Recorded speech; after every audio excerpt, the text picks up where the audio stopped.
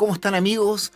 Bienvenidos a una nueva edición del podcast Legión Oculta.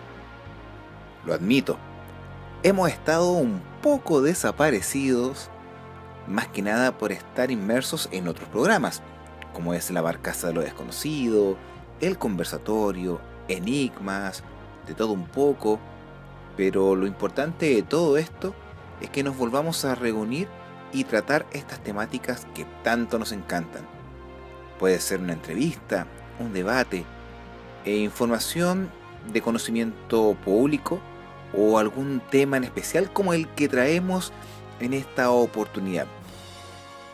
Me dediqué a buscar algo que a ustedes les llamara la atención, algo fuera de lo normal y extraño, porque la primera vez que lo escuché yo no lo creía, pero indagando me di cuenta que realmente la situación, o más bien la temática que traemos el día de hoy, está dentro de los anales de la historia. Está escrito como un ámbito más que nada de conocimiento por la medicina. Así que vamos a retroceder en el tiempo y el día de hoy vamos a hablar sobre la medicina de cadáveres y el canibalismo en la Edad Media Europea. Así que colóquense cómodos, prepárense, porque en esta oportunidad vamos a hablar sobre un tema muy escalofriante, quizás para algunos no de mucho gusto, pero es parte de la historia. Así que vamos, comencemos un nuevo episodio de Legión Oculta.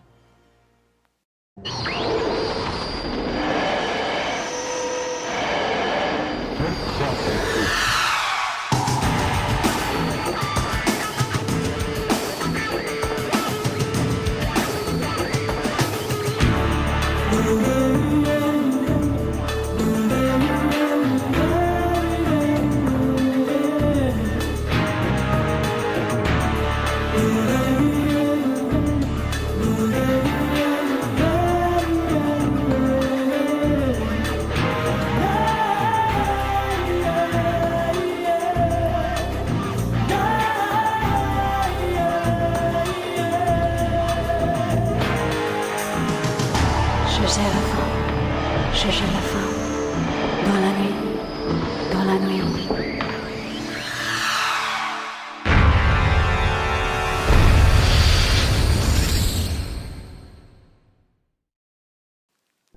Estamos listos, estamos preparados y como les mencionaba anteriormente, sí, es una temática muy extraña. No para el gusto de todos, eso hay que dejarlo claro, porque al hablar de canibalismo, ¿eso qué significa? El consumo de carne humana, pero también de cadáveres. Ahora, viajando a la Inglaterra del siglo XVII, a la edad de 23 años, Richard Baxter, escritor de obras cristianas protestantes, generalmente lo estaba pasando no relativamente muy bien. Todos los días tosía, a veces llegaba hasta escupir sangre. Richard tenía dolores en el estómago, sufría flatulencias diarias y dolores en las articulaciones. Tenía episodios de escorbuto y, para colmo, a menudo le dolía una muela. Clásica vida de la Edad Media. Sufría de constantes dolores de cabeza y gran parte de la medicina de su época no sabía qué hacer con él. Había desconocimiento en base a los males que a él le aquejaba. Así que hizo lo que cualquiera haría en su tiempo. Dadas las circunstancias, probó algunas curas más potentes, hechas con cadáveres humanos. Ahora, las dolencias de Baxter lo acosaron en medio de un aumento de las curas médicas en Europa, hechas a partir de partes del cuerpo humano y sangre de cadáveres, como ingredientes, ahora llamada medicina de cadáveres. El uso de cuerpos humanos en medicina había estado hirviendo a fuego lento en la comunidad médica desde alrededor del año 25, en partes del antiguo Imperio Romano, con un uso más organizado y generalizado en Europa desde el año 1200, con la práctica cada vez menor hasta la década de 1890, o sea, hace muy poco tiempo atrás. A lo largo de los siglos, los médicos experimentaron con sus remedios relacionados con cadáveres. Los restos humanos se convirtieron en una cura para todo, desde la gota hasta heridas profundas. El escritor Richard Zuck habla sobre toda esta macabra medicina en su libro Mummies, Cannibals and Vampires. Algunas recetas de curas con medicina de cadáveres ha sobrevivido inclusive por mucho tiempo. Las partes del cuerpo humano se ha utilizado en la medicina en todo el mundo, en varios momentos de la historia. Pero el legado de la medicina de cadáveres de Europa parece provenir en gran medida de la antigua Roma. Richard Zuck escribe que en la antigua Roma, el equivalente de los profesionales médicos de la época aconsejaba beber sangre directamente de un gladiador recién muerto. Imagínense, amigos míos, estar ahí en la arena y consumir la sangre de un gladiador. Y prácticas similares continuaron a través de toda la Edad Media.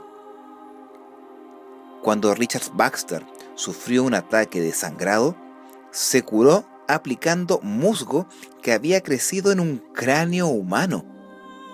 Para promover el crecimiento del cabello en cualquier persona con una línea de cabello en cabello de polvo por vía oral, ayudaba a curar icterias. También se crearon licores de cabello. Para cualquier persona que desarrolle cataratas en la vejez, el excremento humano podría convertirse en polvo y poder ayudar a sanar esa enfermedad, según lo que escribe Richard Zuck. Cuando las personas comían partes del cuerpo molidas y fluidos corporales, creían que estaban usando poderosas fuentes corporales para curar otro problema del sistema corporal.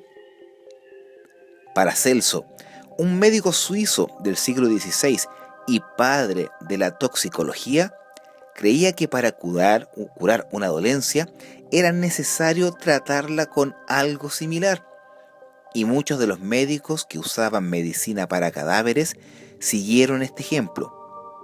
Para prevenir la carie dental, alguien podría usar un diente tomado de un cadáver y usarlo alrededor del cuello, o tocar el diente del cadáver con el propio del individuo. A veces, según Zuck, la creencia de que lo similar cura a lo similar estaba vigente, pero en otras ocasiones la cura parece tener poco que ver con la parte del cuerpo de la que proviene y todo que ver con la naturaleza mística de los cadáveres. Tanto reyes como plebeyos estaban interesados en todo este misterioso negocio de la medicina de cadáveres, y el rey Carlos II de Inglaterra aparentemente le gustaba mucho usar cráneo humano en un brebaje conocido como King's Drops.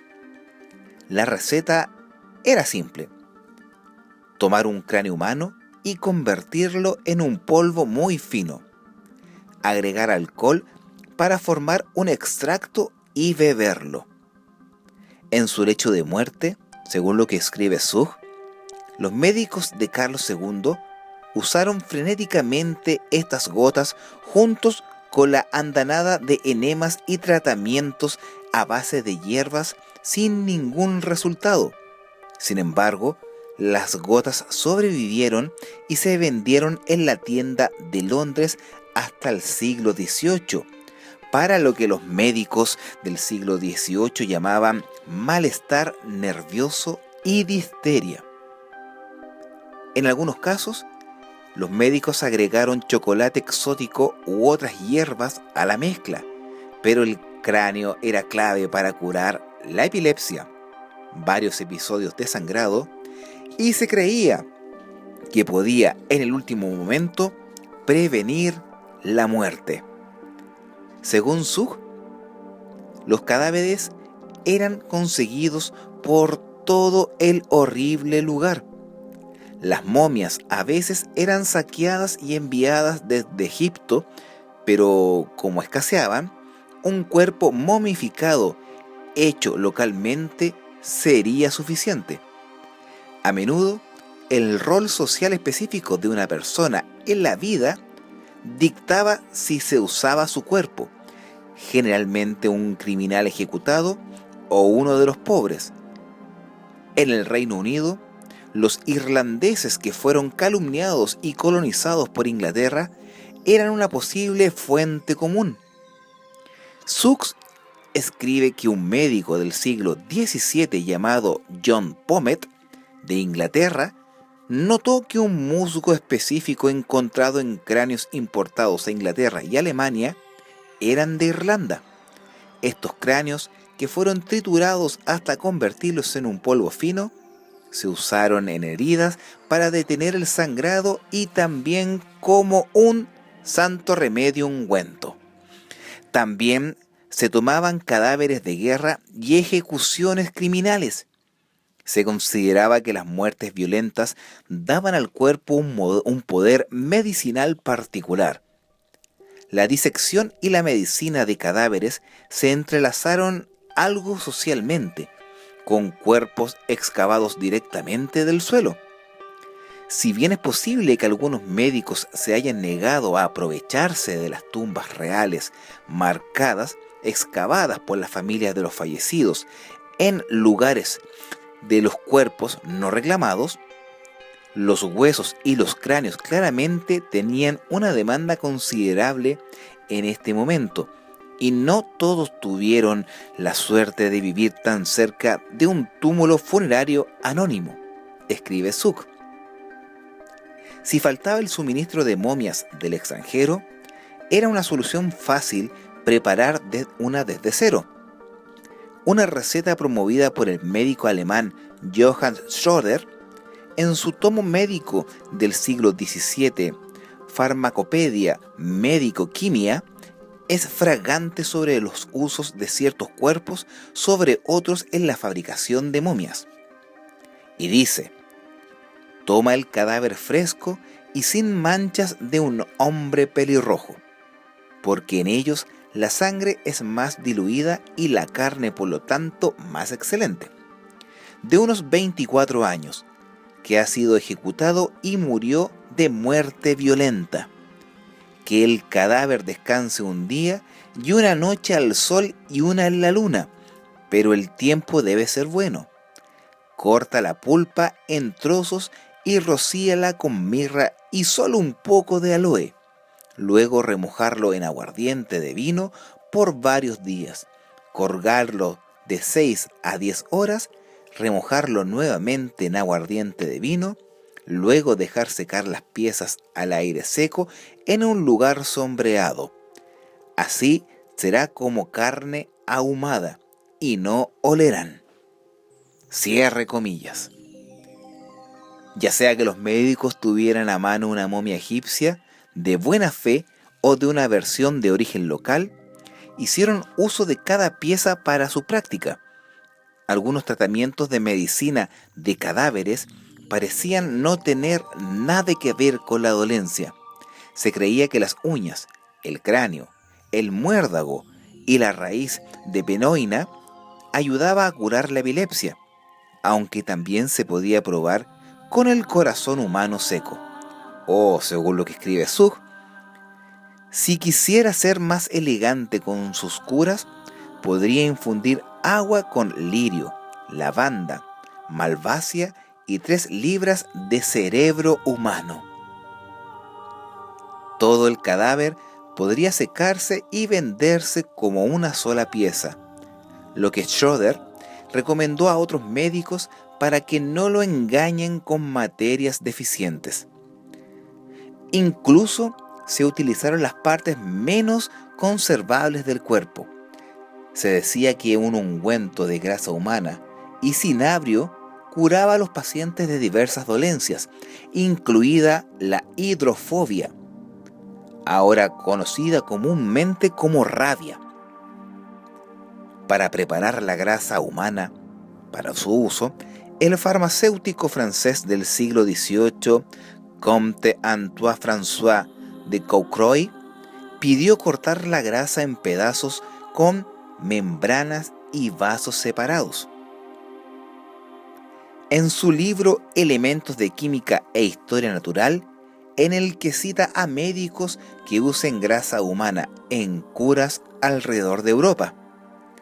Después de lavar la grasa en agua y dejar que se derritiera, se vertía en una vasija de barro vidriada para que se solidificara. Fourcroy agrega últimamente que 28 onzas de grasa humana se prestan alrededor de 20 onzas de aceite. Las creencias médicas en torno a la medicina de cadáveres, a veces, por decirlo suavemente, estaban en desacuerdo con otras culturas o religiosas durante la popularidad de la medicina de cadáveres. Such señala que los europeos del siglo XVII condenaron el canibalismo y utilizaron las acusaciones del canibalismo contra los pueblos colonizados como justificación de la violencia. Aquí aperturamos comillas para decir: los humanos son capaces, y de hecho lo hacen todo el tiempo, de llevar estas ideas contradictorias, cierre comillas. Explica Zoe Crosland, arqueóloga y profesora asociada de antropología en la Universidad de Columbia, incluso los cristianos protestantes que condenaron el canibalismo implícito en la Eucaristía católica, que fue un gran debate en el siglo XVII, podían ser fácilmente sus creencias religiosas de sus deseos de encontrar las mejores curas. Edward Taylor, un médico puritano que practicó la medicina de cadáveres en Nueva Inglaterra durante más de 40 años, fue uno de los muchos médicos religiosos que promovieron el uso de cadáveres como curas. Crosland señala que si bien es posible que existieran muchas relaciones entre la religión y la medicina en la época de Taylor, el canibalismo médico y su relación con la religión podrían no haber sido claros, especialmente si la medicina no procedía directamente del dogma de su comunidad cristiana.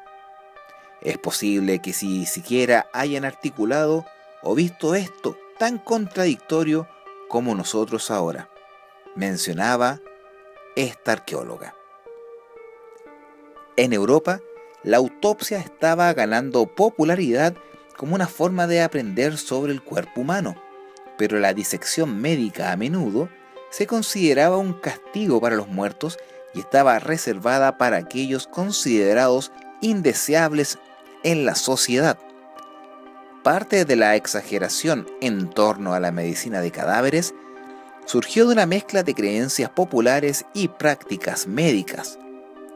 Se creía que la sangre era una sustancia tan poderosa que se recolectaba en la horca directamente de los recién ejecutados. La práctica de la medicina de cadáveres decayó con el tiempo, pero perduró en pequeños estallidos durante siglos después de su apogeo.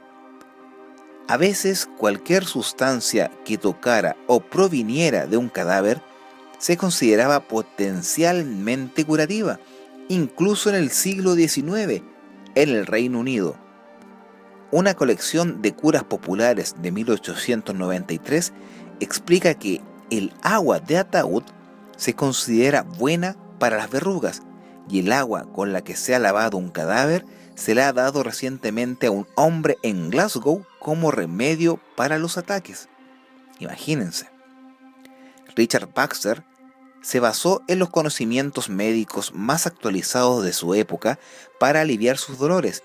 Pero nosotros también, si bien podemos avergonzarnos o que en este caso sintamos rabia por lo que pasó sobre estas curas de medicina, las prácticas médicas en los Estados Unidos y Reino Unido aún involucran partes del cuerpo humano, incluida la donación de órganos, la ingeniería de células grasas para medicina, los injertos dentales donados por cadáveres y las transfusiones de sangre. Y cerramos diciendo, no necesariamente lo tomamos por vía oral, pero usamos la sangre en todo tipo de formas, como inoculaciones y transfusiones, dice Crosland, señalando algunas similitudes con la forma en que la gente pensaba en esas curas de antaño. Lo obtenemos de los vivos, no de los muertos, pero no lo vendemos como caníbal. Lo vemos como parte del mundo médico. Increíble cómo la medicina a través del tiempo ha variado en base a su utilización. Teníamos la medicina espiritual con los chamanes, los médicos brujos, y acá en Chile también tenemos las machis en nuestros pueblos araucanos, pueblos mapuches. Pero al ver que en la Edad Media se utilizaban los cadáveres para realizar medicinas de sanación, o era lo que se creía, suena aberrante, pero en el último extracto podemos ver la donación de órganos, las transfusiones de sangre, inoculaciones. ¿Eso qué quiere decir? Que hasta el día de hoy, aquel tipo de medicina utilizada con base al cuerpo humano está vigente hasta el día de hoy. Después de haber escuchado esta tremenda información sobre la medicina de cadáveres, comenzamos a despedirnos de este episodio de Legión Oculta, el podcast donde el misterio, la historia y también la conversación y debates son el sazón principal. Los dejo invitados para que nos encontremos la próxima semana con un tema muy interesante. Vamos a hablar sobre ufología. A ustedes les encanta y a la vez también es un tema que, a pesar de que no ha tenido una prueba sustancial de su existencia, está dentro de los anales de la historia como uno de los fenómenos más llamativos, más famosos y controversiales de la historia moderna. Así que los invito a dejar un like, compartir y suscribirse en primera instancia a nuestro canal de YouTube Observador de Estrellas Chile. También nos pueden dejar un like y suscribirse al canal de iVoox, programa Legión Oculta. Así que de mi parte me despido. Soy Mario González, Capitán UFO, y ha sido un gusto poder compartir a ustedes esta información un poco macabra, un poco repulsiva. Pero a pesar de todo eso, está inmersa en la medicina moderna. Cuídense, nos vemos en otra oportunidad.